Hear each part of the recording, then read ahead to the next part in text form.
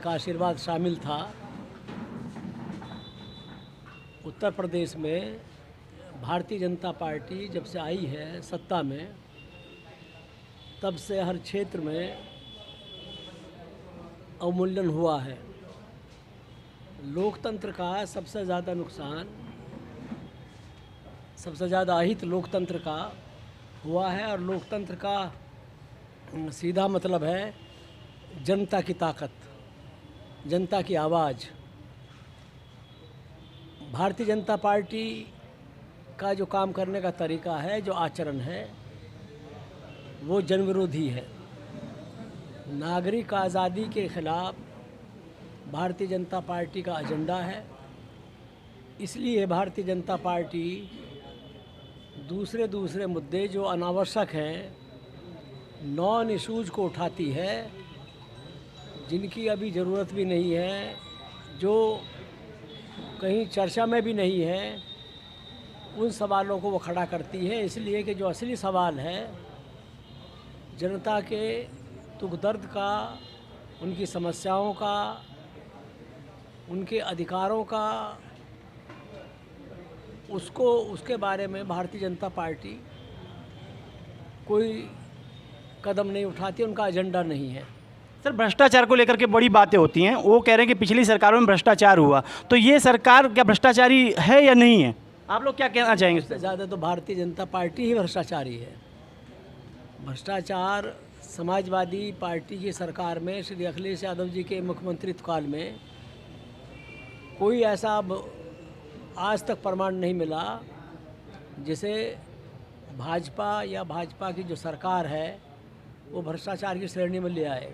आज तक नहीं हुआ।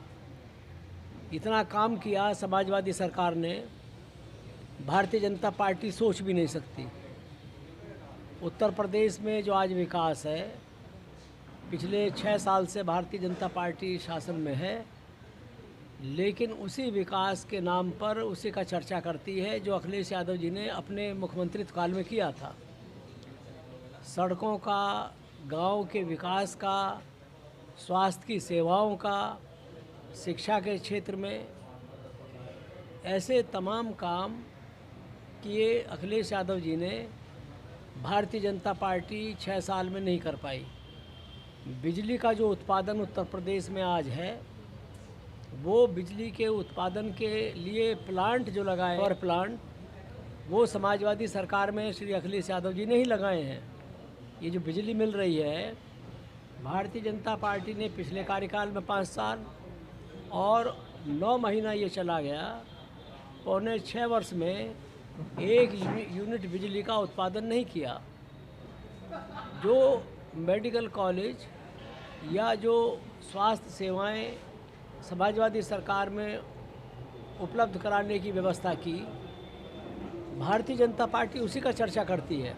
अच्छा, एक चीज़ और भी कह रहे हैं, वो परिवारवाद को लेकर के काफ़ी हमलावर रहते हैं हमेशा। तो परिवारवाद क्या केवल सपा में ही है और पार्टियों में भी है? वो इसलिए कहते हैं कि वो दूसरी बात नहीं जानते। समाजवादी पार्टी के बारे में, नीतियों को लेकर के, विकास को लेकर के, समाजवादी सरकार के काम को लेकर के, वो कोई उसका उनके पास कोई जवाब नहीं है। इसलिए वो नॉन इश्यूज जो मैंने कहा, जो गैर ज़रूरी मुद्दे हैं, उस पर वो चर्चा करती है। परिवारवाद का उनका ये नारा झूठा है और भारतीय जनता पार्टी जानती है कि इस नारे को अगर वो लगातार लगाते रहेंगे तो लोग सच मान लेंगे।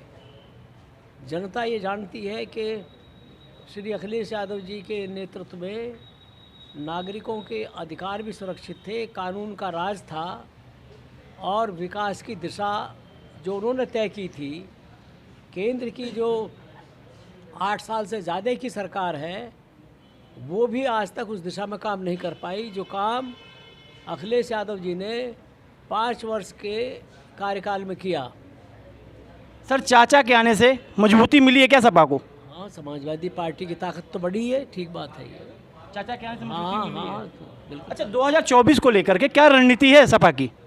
नहीं, समाजवादी पार्टी की रणनीति स्पष्ट है कि 2024 में केंद्र की जो भाजपा की सरकार है उसको हटाने के लिए अभी से हम अपने उम्मीदवार तय कर रहे हैं और उत्तर प्रदेश की 80 लोकसभा की सीट है।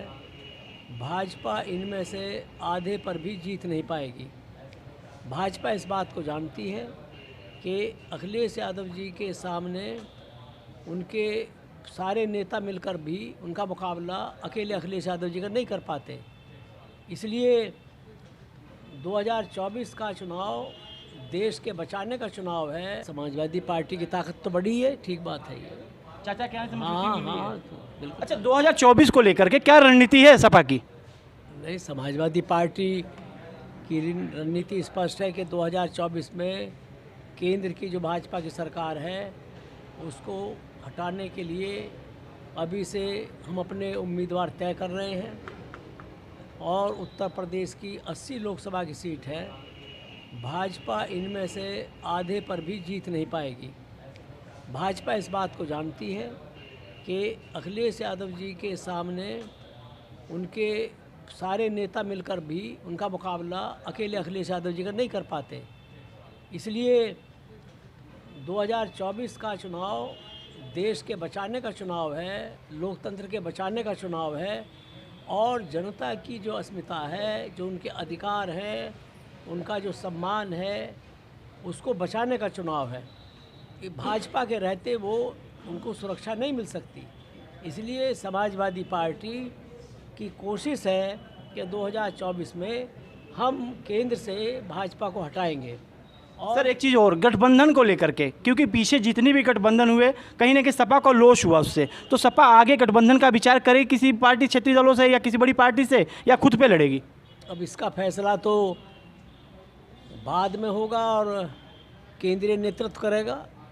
अखिलेश यादव जी इस पर कई बार चर्चा कर चुके हैं कि हम कोई बड़ा गठबंधन बड़े दलों के साथ नहीं करेंगे, लेकिन क्षेत्रीय दलों के साथ हम गठबंधन का मतलब है इलेक्टोरल इलेक्शन अलायंस, उतना ही गठबंधन रहेगा हमारा, चुनावी गठबंधन होगा। और वो भी जैसे अब राष्ट्रीय लोकदल के साथ है वो रहेगा।